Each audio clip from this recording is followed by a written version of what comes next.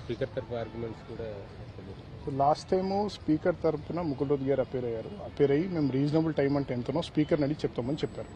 So order తర్వాత మన writ petition file చేసినప్పుడు 7 మంది ఎమ్మెల్యేల పైన జస్టిస్ గవయ్ గారి ధర్మస్థానము నోటీసెస్ కూడా అదర్ సైడ్ సర్వ్ చేయండి అని చెప్పారు.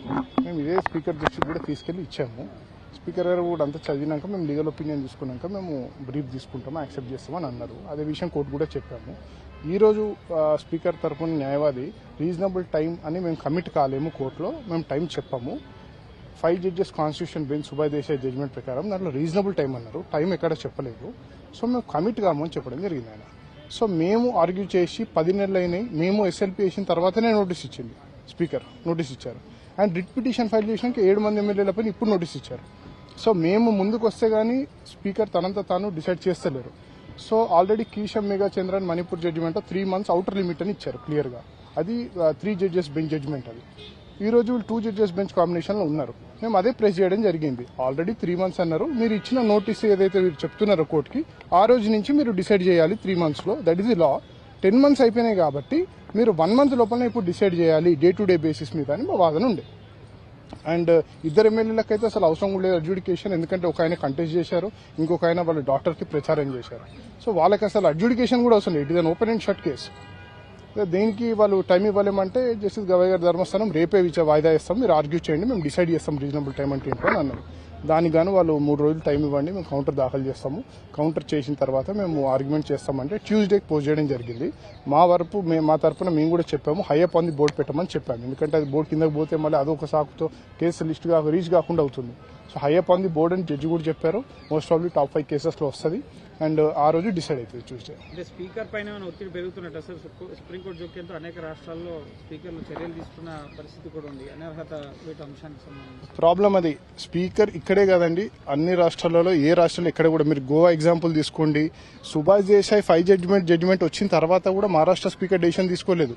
తీసుకోకపోతేనే 2 సార్లు మళ్ళీ రిట్ పిటిషన్ ఫైల్ చేయడం జరిగింది. గోవా స్పీకర్ తీసుకోలేదు, వాళ్ళకు కూడా ఒక రిట్ పిటిషన్ అంటే ఆర్టికల్ 32 సుప్రీంకోర్టులో ఫైల్ చేయడం జరిగింది. అదే తరహాలో తెలంగాణ కూడా ఇప్పుడు అదే తరహాలో అవుతుంది. సో అందుకనే వాళ్ళు స్పీకర్ కి నిర్ణయం తీసుకోవాలని మాత్రం చెప్పగలదు కానీ డిక్టేట్ చేయలేదు కదా స్పీకర్.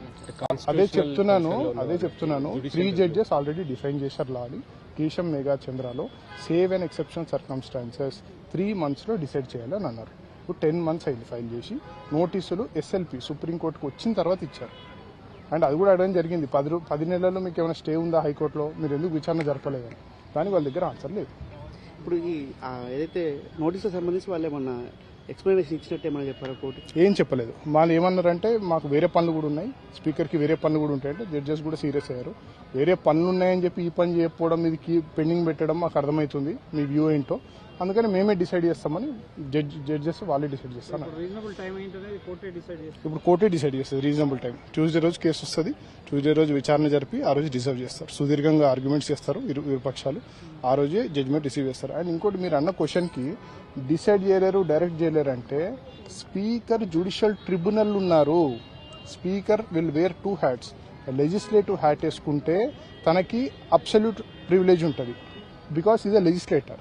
ఇక్కడ జ్యుడిషియల్ క్యాప్ వేసుకున్నారు. సో ఆయనకి జ్యుడిషియల్లో he's normal like normal tribunal. ఒక ఎన్సీఎల్టీ ఎన్జిటీ ఎట్లనో సుప్రీంకోర్టు ఎట్లయితే డైరెక్షన్స్ ఇస్తుందో అలానే స్పీకర్ కూడా సుప్రీంకోర్టు డైరెక్షన్ ఇవ్వచ్చు.